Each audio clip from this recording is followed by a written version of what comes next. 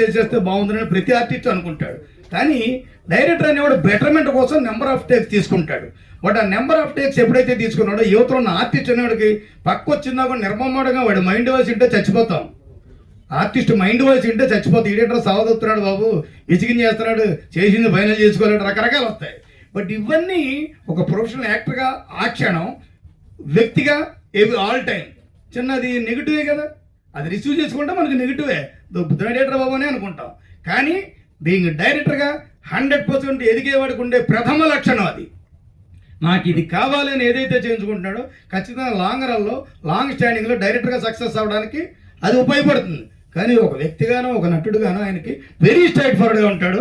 అన్నగారు ఏమనుకోద్దు, ఇందు మూలంగా నేను చెప్తున్నాను కూడా, వెరీ స్ట్రైట్ ఫార్వర్డ్నెస్ కూడా ఇప్పుడున్న మన సమాజంలో చాలా సందర్భాల్లో మీకు వ్యక్తిగతంగా మైనస్ అవుతుంది తప్ప ప్లస్ కూడా కాదు. అది అయినా లిటిల్ బిట్ చేంజ్ ఓవర్ చేసుకుంటే ఒక తమ్ముడిగానే చెప్పాను, క్షమించాలి. అది పర్సనల్ లైఫ్ కూడా చాలా మంచిది.